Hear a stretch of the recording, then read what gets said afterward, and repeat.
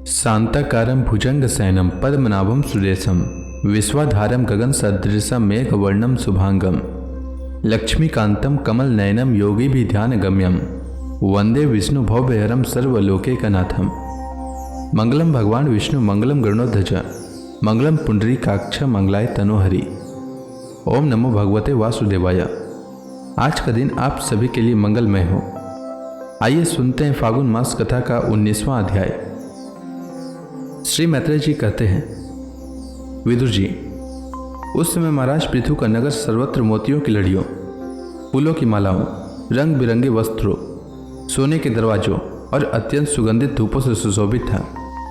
जब महाराज ने नगर में प्रवेश किया तब दीपक, उपहार और अनेक प्रकार की मांगलिक सामग्री लिए हुए प्रजाजनों ने तथा मनोहर कुंडलों से सुशोभित सुंदरी कन्याओं ने उनकी अगवानी की।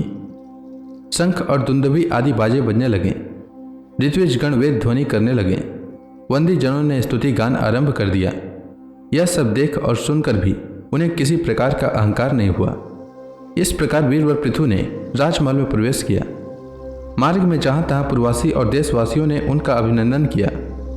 परम यशस्वी महाराज ने भी उन्हें प्रसन्नतापूर्वक अभीष्ट वर देकर संतुष्ट किया। महाराज पृथु महापुरुष और सभी के पूजनीय थे। उन्होंने इसी प्रकार अनेकों उदार कर्म करते हुए पृथ्वी का शासन किया और अंत में अपने विपुल यश का विस्तार कर भगवान का परम पद प्राप्त किया।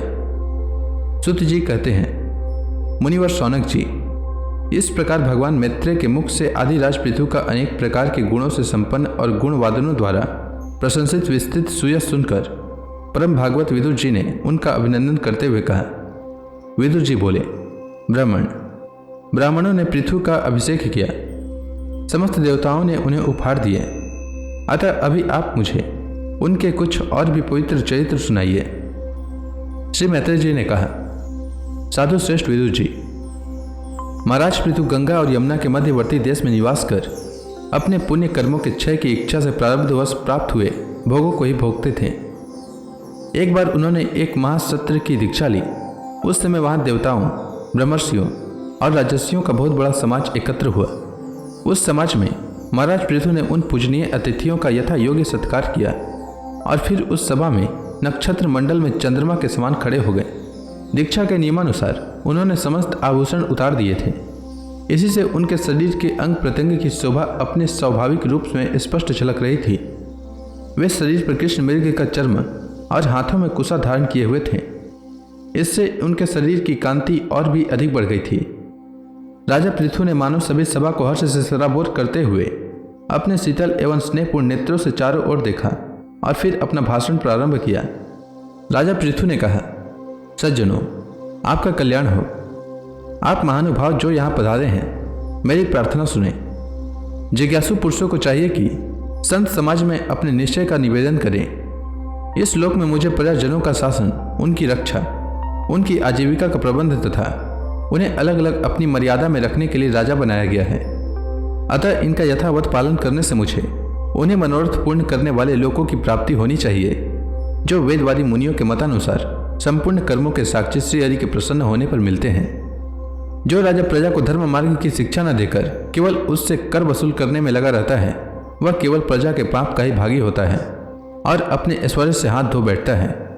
अतः प्रिय प्रजाजन, अपने इस राजा का परलोक में हित करने के लिए आप लोग परस्पर दोष दृष्टि छोड़कर हृदय से भगवान को याद करते हुए अपने अपने कर्तव्य का पालन करते रहिए, क्योंकि आपका स्वार्थ भी इसी में है और इस प्रकार मुझ पर भी आपका बड़ा अनुग्रह होगा। माननीय सज्जनों, जिनके चरण कमलों की सेवा के लिए निरंतर बढ़ने वाली अभिलाषा उन्हीं के चरण नख से निकलती हुई गंगा जी के समान संसार ताप से संतप्त जीवों के समस्त जन्मों के संचित मनोमल को तत्काल नष्ट कर देती है।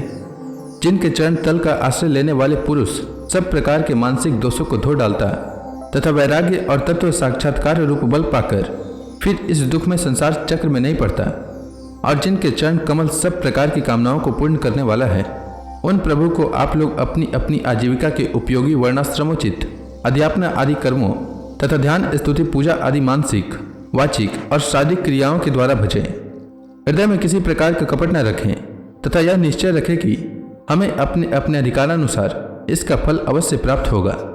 अहो, इस पृथ्वी तल पर मेरे जो प्रजाजन यज्ञ भोक्ताओं के अधीश्वर सर्वगुरु श्रीहरि का एकनिष्ठ भाव से अपने अपने धर्मों के द्वारा निरंतर पूजन करते हैं, वे मुझ पर बड़ी कृपा करते हैं। अतः आप सभी लोग भगवान श्रीहरि की पूजन करें। श्री मैत्रेय जी कहते हैं, महाराज पृथु का यह भाषण सुनकर देवता, पितर और ब्राह्मण आदि सभी साधु जन बड़े प्रसन्न हुए और साधु साधु यों कहकर उनकी प्रशंसा करने लगे।